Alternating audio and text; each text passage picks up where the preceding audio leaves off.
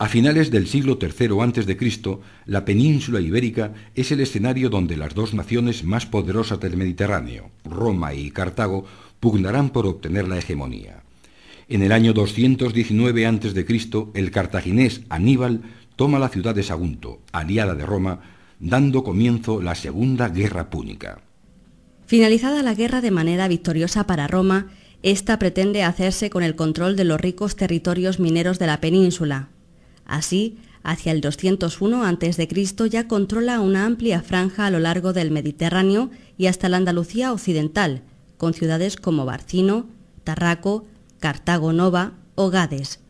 En el año 120 a.C., los romanos ya han conseguido dominar un territorio que supone más de las 2/3 partes peninsulares, estableciendo colonias o ciudades como Emérita Augusta, Córdoba, Toletum, Clunia o Caesarea Augusta, entre otras. La última etapa de la conquista romana finaliza hacia el 14 a.C., cuando las legiones romanas consiguen integrar la franja norte peninsular y establecer allí ciudades como Lucus Augusti, Asturica Augusta o Pompaelo. La administración romana de Hispania se plasma ya desde el primer momento de la conquista en la división de los territorios bajo su control en dos provincias, Citerior, la más cercana a Roma, y Ulterior, la más lejana. Esta división cambiará durante la época altoimperial, pues la provincia ulterior se dividirá a su vez en Baética y Lusitana. La conquista de Hispania es un proceso largo y difícil. Tarraco, la actual Tarragona, fue la primera fundación romana en ultramar y desde ella partió la romanización de la península, convirtiéndose en la capital de la provincia Citerior. Tarraco contaba con un conjunto público monumental formado por el área de culto, la plaza, el foro provincial y el circo. Este, construido bajo el reinado de Domiciano a finales del siglo I después de Cristo, podía contener 23.000 espectadores. El circo era el lugar donde se desarrollaban algunos espectáculos como las carreras de cuadrigas. Otra gran ciudad romana fue Emérita Augusta, fundada en el año 25 a.C. A lo largo del siglo I después de Cristo, la urbe, a la que se dotó de un extenso territorio de casi 20.000 kilómetros cuadrados, fue cobrando cierta importancia. Se construyeron nuevas áreas y se desarrollaron otras que hicieron de Bérita una de las ciudades más importantes de la Hispania romana. La época de los Flavios y el comienzo del periodo de los emperadores Trajano y Adriano supone un momento de esplendor.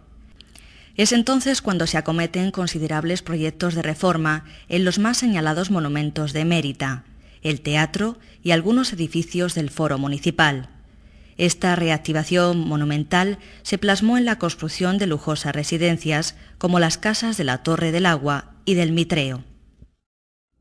Entre las más sobresalientes construcciones romanas en Hispania destaca el Arco de Bara, situado a 20 kilómetros al nordeste de Tarragona, en el trazado de la antigua Vía Augusta. El Arco de Bara es el mejor ejemplo de arco monumental de la península ibérica. Con 14,65 metros de altura, fue levantado a finales del siglo I. El arco se compone de grandes sillares de piedra, unidos entre sí mediante grapas de madera de olivo con forma de doble cola de Milano. Se trata de una obra sobria y de modestas dimensiones que dista mucho de la grandeza y el lujo de los arcos triunfales de Roma.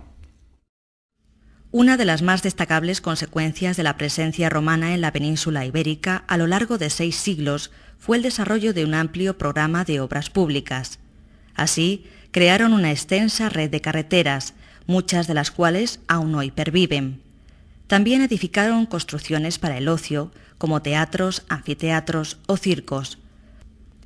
Por último, la higiene pública de las ciudades fue atendida por medio de la construcción de redes de alcantarillado, termas o acueductos que abastecían de agua corriente a las poblaciones. Quizás la más famosa construcción romana en la península sea el acueducto de Segovia. Perfectamente conservado, la parte más conocida y monumental del mismo corresponde al muro transparente de arcos sucesivos que lo mantiene airosamente alzado en plena capital segoviana. Realizado en granito a finales del siglo I después de Cristo, bajo el reinado del emperador Trajano, tiene una altura máxima de 28,5 metros y 818 metros de largo. Para su construcción se utilizaron 20.400 bloques de piedra unidos sin ningún tipo de argamasa. En la vida cotidiana de las poblaciones, el baño ocupaba un lugar destacado. Los baños romanos eran populares centros de reunión. En ellos, los habitantes de las ciudades disponían de tiendas, bibliotecas, jardines y palestras destinadas a los ejercicios gimnásticos. Los ciudadanos adinerados pasaban allí buena parte de su tiempo que empleaban en charlar, entretenerse con juegos de mesa o hacer ejercicios con pesas y balones medicinales. También los pobres asistían a los baños públicos, pues la entrada no resultaba cara, siendo incluso gratuita para los niños.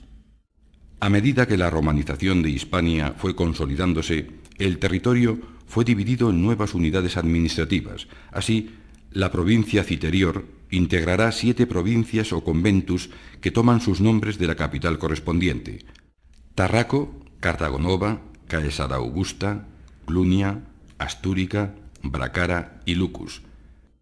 La Lusitania cuenta con 3, con capitales en Emérita Augusta, Scalavis y Pax Iulia. La Bética, por último, se dividió en 4, con capitales en Hispalis, Córdoba y Gades. Durante el Bajo Imperio, los problemas de gobierno sobre territorios tan vastos impusieron la creación de nuevas provincias.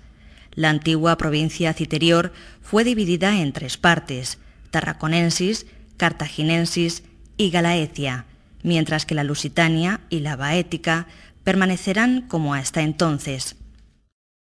Pero el esplendoroso mundo romano se encuentra próximo a su fin. Tras varios siglos en la cumbre del poder, durante el siglo V, la Roma imperial se muestra muy debilitada.